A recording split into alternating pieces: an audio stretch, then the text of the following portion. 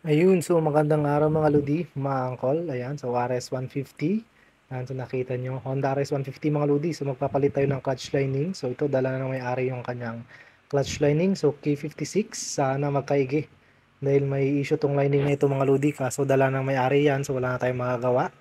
Dahil tong clutch na RS150 na ito mga lodi ay so wala nang hatak. Yung kahit biglayin mong bitawan yung kanyang clutch handle o yung clutch lever ay so walang kadamba-damba. So kahit biglain mo, so dahan-dahan pa rin siya sa pag-usad. Ayan, so ngayon, tanggalin natin yan. So dito sa side na ito, itong mga cover na ito para ma-access natin yung mga tornilyohan ng kanyang clutch lining or ng kanyang clutch cover at yung ating coolant. So magde-drain tayo dyan dito. So ihiwalay natin yung kanyang water pump, yung hose ng water pump mga lodi. Ayan, so tanggalin na natin yung kanyang clutch cover mga lodi. So tirahin na natin. Yun, so natanggal natin yung kanyang fairings mga angkol, mga lodi, yung RS na ito. Yan. So tanggalin natin yung fairings para mabuksan natin tong clutch side na ito. Tapos pagka nabuksan natin, syempre, bago tayo bukas dito, i-drain natin yung kanyang langis. 17mm yan. At syempre, yung kanyang coolant. I-drain din natin yan. So sahurin natin para pwede pa natin maibalik. Kailangan malinis lang yung lagayan. Tanggalin natin itong hose na ito at ito. Yan. Dahil dapat walang nakaharang dyan. At syempre, bago natin matanggal yan, kailangan natin tanggalin itong kanyang foot brake, itong kanyang kickstart, itong cable mga lodi. Yan, so tanggalin natin lahat yan dahil nakapag-drain naman na tayo na langis. Yan, so tara, tanggalin natin.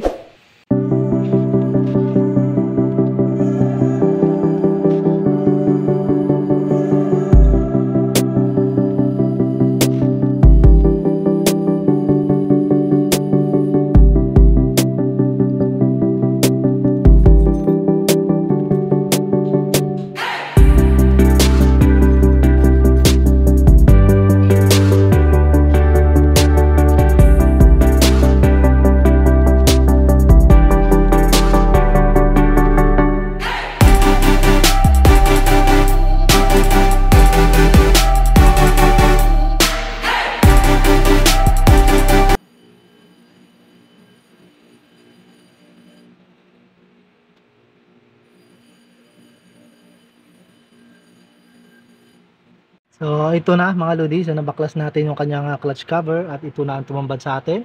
So talagang sunog na sunog, ubos na ubos mga lodi. At syempre tignan din natin to kanyang strainer. So pagka tayo nagbabaklas dito, so kailangan nilinis din natin to. Yan, charan, tignan mo yung kanyang pinaka filter, ayan. So yung mga ribaba at dumi na yan, kailangan malinis yan mga lodi dahil mababarahan yung daanan ng langis pakyat sa ibabaw. So magkakaroon ng for lubrication sa ating makina. So mahirapan makarating yung langis sa ibabaw pag nabaraduhan ng dumi. Ayan, so kailangan nililinis yan. Yan mga lodi, ayan. So sa mga RS150 kailangan nililinis yan. At sa mga XRM wave yan, so meron yung strainer na ganito, so nililinis yan. So ayan, tanggalin natin yung kanyang lining.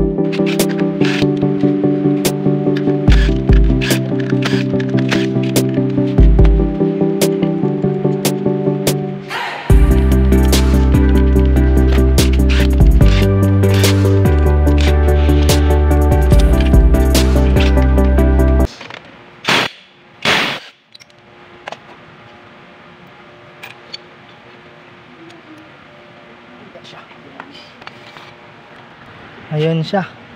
So tanggal natin mga lodi. So tanggalin natin itong kanyang pinaka housing na ng buo. Kasama na lahat ng lining.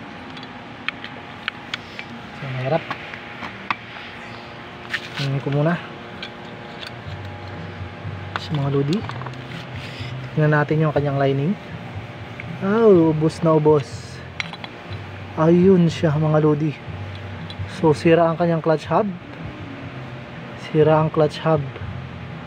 Wala na. Paligitin na. Ang lining, ubos. So kuminis. Yan siya mga lodi, oh. So parang naliha na sa sobrang kinis. Sira na sira ang kanyang lining. Ayan, so lahat. Ayan, so lahat. Ayan, so sira lahat. Yan mga lodi, so kuminis siya. Yung kinis ng kanyang lining ay halos parehas na sa kinis ng kanyang plate. Yan siya mga lodi, ayan. So tignan nyo. Yan siya. Yan siya mga lodi, oh. So napakakinis. Pag sinalat mo yung kinis ng lining, singkinis na rin ng plate niya. So halos parehas na sila. So pagka ganito, no, kakinis, so ubos na, wala nang kapit dyan mga lodi. Ayan. So papalitan natin ng lining.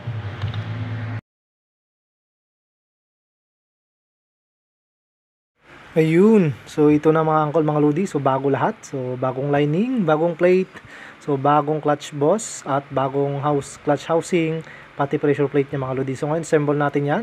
So salisi lang naman yan, mauna lining, tas clutch plate, tas pa clutch lining ulit mga lodi. Ayan, so ganyan lang ang pag-assemble ng lining, tas clutch plate. Ayan, so isalpak nyo lang dyan, tas salatin nyo yung mas matalas na parte, yun yung pang ilalim. Ayan, so mga lodi, ayan.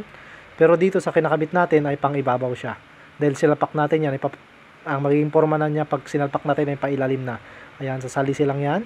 Clutch plate at clutch lining. Pagkatapos ng clutch lining, clutch plate ulit. Ayan, kung nakita nyo, ayan. So, bali 5 lining itong mga lodi at 4 na clutch plate. So, ayan. So, nililinis natin dyan yung konting dumi.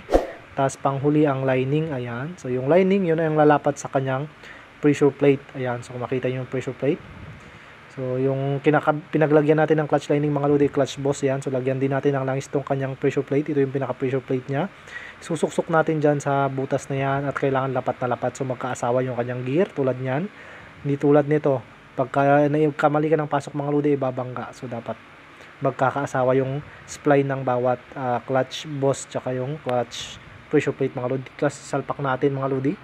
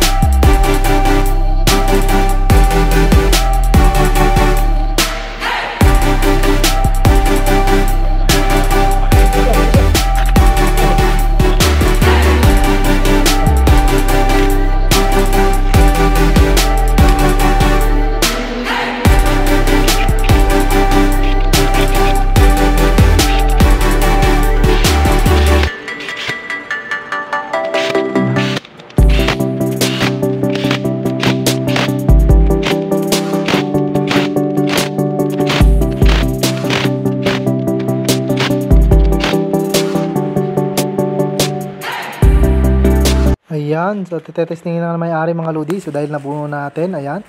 So unang sampa, may angkas kaagad. Ayan, so nilalaro-laro pa niya rito. So pinapalundag-lundag pa. So nauuntog pa yung angkas niya mga lodi. Ayan, so tuwang-tuwa pa siya. So gusto nang sirain kaagad. So hindi pa nakakalayo mga lodi. Ayan, so testingin daw niya muna. Sige, banat. Sige, akit. Ayun na mga lodi. So ang clutch lining replacement natin. So, di pa nga tumatagal, sinisira na may-ari. So, yun lang ang video natin ngayon.